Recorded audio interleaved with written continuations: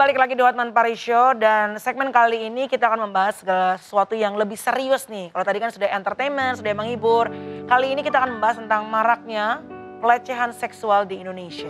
Dan saat ini kami sudah bersama dengan Bapak Aris Sirait Merdeka selaku Ketua Komnas Anak. Dan tentunya juga sudah hadir di studio Hotman Paris Show. Ini ada korban dari pelecehan seksual. Abang silakan. Pak Sirait. Apa kabar, Paus? Horas. Belakangan ini viral berita di suatu kota di Malang. Di Batu, Malang. Di Batu, di Malang. Katanya ada pelecehan seksual di mana seorang pimpinan sekolah melakukan hubungan intim dengan berbagai muridnya dan pelecehan seksual lainnya. Betul. Boleh diceritakan apa yang terjadi? Iya, jadi sekitar 3 minggu yang lalu korban ini datang ke Komnas Perlindungan Anak membawa dokumen-dokumen yang terkonfirmasi bahwa terjadi dugaan kejahatan seksual dan kekerasan fisik maupun eksploitasi ekonomi yang dilakukan salah satu pendiri dari sekolah Selamat Pagi Indonesia. Setelah data-data itu terkonfirmasi 29 Mei yang lalu, korban ini mewakili dari 14 korban yang lainnya, itu kita melakukan pelaporan itu ke Polda Jatim. Pada saat itu kan kita pernah berkomunikasi, Pak Hotman ya, dan itulah memastikan bahwa telah terjadi kejahatan seksual yang dilakukan secara berulang-ulang. Bahkan ada beberapa murid wanita yang kegadisannya juga direnggut oleh oknum pimpinan sekolah tersebut. Itu yang diinformasikan korban, bahwa kejahatan itu bukan hanya sekedar serangan seksual pencabulan, tetapi sampai pada serangan persetubuhan yang dilakukan di lokasi maupun di luar lokasi sekolah itu, bahkan sampai di luar negeri dan di rumahnya sendiri. Proses pendidikan di sana itu adalah proses pendidikan yang gratis dari keluarga-keluarga miskin dan tergantung pada sekolah itu. Jadi kejadiannya itu bukan hanya sekedar persetubuhan yang kita bayangkan, sampai juga dalam bentuk-bentuk lain. Ya sulit saya bercerita di sini, tapi saya kira pemirsa tahu bagaimana apa yang saya maksud itu jenis-jenis kejahatan. Yang saya dengar, apa benar di samping merenggut kegadisan, keperawanan dari berbagai murid, sesudah kegadisannya direnggut, juga korban tersebut sampai bertahun-tahun kemudian menjadi pemuas seks dari si oknum tersebut. Itu artinya bukan hanya pada kejadian pada anak, pada usia anak, tetapi sampai murid itu menyelesaikan studinya di situ, lalu kemudian bekerja di situ, dan itu dilakukan mulai dari usia 16 tahun bahkan sampai usia 21, 23 sampai 28 tahun. Jadi bukan hanya pada kejadian pada anak-anak, tapi sampai orang dewasa pun itu dilakukan. Dan di samping hubungan intim, juga ada yang sekedar dipilih muridnya ini, apa benar hanya untuk, maaf kata, untuk oral seks? Data yang disampaikan ke kita dan masuk dalam kategori kejahatan seksual itu termasuk bukan hanya sekedar penetrasi, tetapi juga pada oral seks yang seperti gambaran semua mungkin masyarakat tahu apa yang saya maksud itu. Jadi dengan model yang sudah melapor polisi ada berapa orang? 14 orang yang melapor dan sudah diperiksa, dan itu juga datanya juga terkonfirmasi dan juga sudah dilakukan visum forensik ya terhadap apa yang dialami. Boleh nggak saya tanya si yang diduga korban? Bagaimana? Boleh. Saya mau wawancara langsung. Boleh. Ini ada 2 orang. Silakan Abang. Ya, yang ada 2 orang. Ya. Nama kamu siapa? Saya. Oke, kamu murid dari sekolah mana waktu itu? Saya murid dari Sekolah Selamat Pagi Indonesia. Apa deh? Sekolah Selamat Pagi Indonesia. Selamat Pagi Indonesia. Di kota mana? Di Kota Batu. Apa benar bahwa apa yang terjadi sama kamu pada waktu kamu masih duduk di bangku SMA?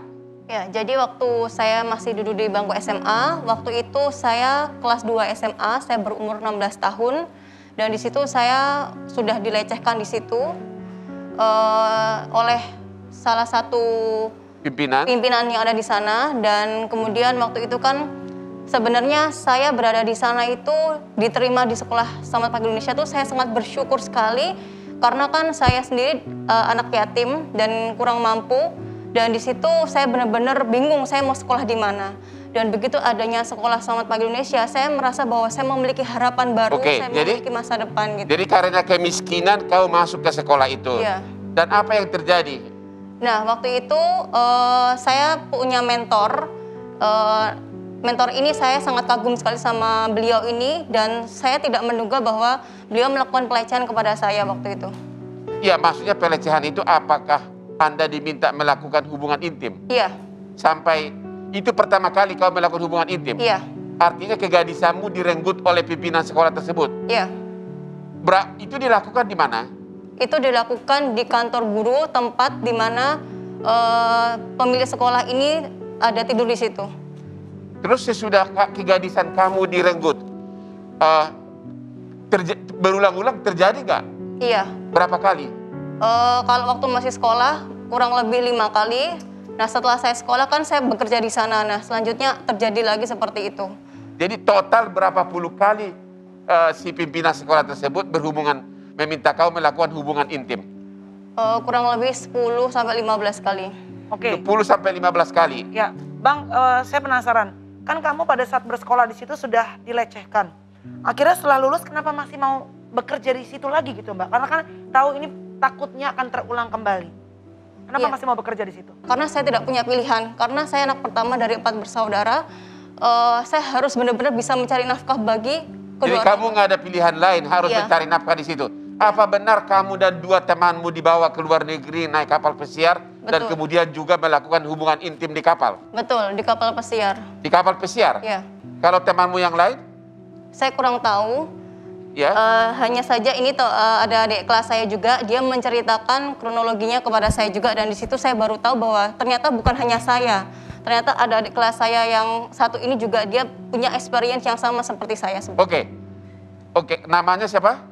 Bunga. Kamu tahun berapa masuk di sekolah itu? 2009. 2009. Kelas berapa waktu itu? 2009 saya masuk, 2012 saya lulus. Oke. Dan apa yang terjadi sama dirimu pertama kali? Kalau pertama kali itu karena beliau ini adalah mentor yang kita anggap sangat luar biasa. Biasanya pemanggilan itu secara perorangan. Jadi kita dipanggil secara dipanggil perorangan. Satu-satu? Ya. Terus dilakukan apa? Pertamanya pasti kita diomongin, dimotivasiin. Waktu itu kan saya baru lulus. Saya diomongin bahwa pilihan saya sudah tepat. Saya sudah tepat memilih untuk tinggal di sekolahan itu karena masa depan saya akan lebih terjamin seperti itu. Oke. Jadi dia akhirnya apa? Anda dia melakukan hubungan seks atau apa? Di situ tiba-tiba beliau tuh mulai merangkul, mencium kening, terus habis itu pipi, langsung mau mencium bibir. Oke, langsung terus? cium bibir. Di situ saya masih bisa berusaha menolak. Dan beberapa 1 tahun kemudian, 2 tahun kemudian ternyata diulangi lagi sampai saya itu disuruh apa? Mulai saya itu dipaksa untuk ngelepas baju. Jadi saya itu malam-malam kan kita dipanggil. Di sana itu kita terbiasa meeting sampai subuh. Jadi suatu ketika saya dipanggil, saya pikir memang dipanggil untuk meeting seperti biasa. Apa benar? Apa yang dilakukan? Anda disuruh ngapain? Disuruh ngapain? Waktu itu saya dipanggil ke kamarnya yang sekarang itu sebagai kantor guru. Karena beliau masih tidur di sana. Dipanggil, saya langsung dipaksa untuk ya mulai dicium, diraba-raba sampai beberapa kali. Karena itu panggilannya beberapa kali sampai saya sudah ditelanjangin juga. Oke, maaf, ada perlawanan nggak? Karena kan biar bagaimanapun kalian ini kan one on one dengan seseorang yang kalian anggap mentor. Kan ada kekaguman, ada rasa sungkan. Kalian mengikuti saja permintaan dari sang mentor ini atau ada perlawanan juga sebetulnya? Melakukan berbagai perlawanan, termasuk mencari alasan supaya tidak dilakukan kayak gitu. Dan yang Anda tahu ada berapa total wanita yang dia melakukan pelecehan seksual tersebut? Karena di sana kita satu sama lain itu tidak mengerti sama sekali, jadi saya tidak tahu persis berapa. Tapi yang melapor ke polisi udah berapa orang? Kita total yang melapor termasuk fisik juga, kekerasan fisik itu ada 14 yang sudah. 14 orang. Anda kenapa tidak pernah mengadu? Terjadi itu bertahun-tahun. Jadi Pak Hotman Paris, waktu itu pernah ada teman saya juga seangkatan dengan saya, dia sudah mengadu kepada kepala sekolah. Nah, kemudian kepala sekolah ini tidak mengindahkan seperti itu. Terus bahkan si anak ini sudah bersumpah di atas Al-Quran dan kemudian si teman saya ini dikira memfitnah bahwa itu bohong seperti itu. Sehingga kami semua bingung, kita kalau seperti ini kita mau mengadu ke siapa karena nggak ada orang yang kami percaya di sana. Karena semua ditutupi seperti itu. Jabatan orang ini apa di sana? Apakah dia mentor saja atau pengurus atau pemilik daripada sekolah tersebut? Mentor ini adalah pemilik, founder dari sekolah. Oh, jadi dia pemilik dari sekolah tersebut. Jadi dia berkuasa. Ya. Berkuasa sekali. Jadi Bang Hotman sedikit sebenarnya peristiwa itu sudah diberitahu sebelum dilaporkan kepada wakil kepala sekolah, pengelola asrama dan ketua yayasan juga. Sebelum dilaporkan itu mereka sudah mengadu, tetapi mereka tidak melakukan tindakan menyelamatkan atau melindungi. Artinya mereka ada 5 pengelola itu yang pernah dilaporkan oleh mereka, tapi mereka tidak melakukan tindakan apa. Ada pembiaran. Terjadi pembiaran, itu dilakukan sebelum laporan ini. Ini peristiwanya. Jadi kejahatan-kejahatan itu sebenarnya sudah diketahui oleh sebagian pengelola itu termasuk ketua yayasan atau ketua yayasannya. Tapi seolah-olah ditutupi gitu ya Bang ya? Iya, dan itu merupakan satu tindakan yang disembunyikan. Sebenarnya mereka tahu, Bang Hotman, tahu betul perilaku ini. Dan ini bukan kejadian yang pertama, tapi ini kejadian yang berikut. Sebenarnya angkatan pertama juga sudah terjadi. Oh, jadi sebelum Mbak ini juga sudah ada? Sudah. Jadi sudah ini sudah rantai jadi yang sekarang aja diduga sudah 15 korban wanita. Betul. Belum lagi angkatan-angkatan sebelumnya. Betul.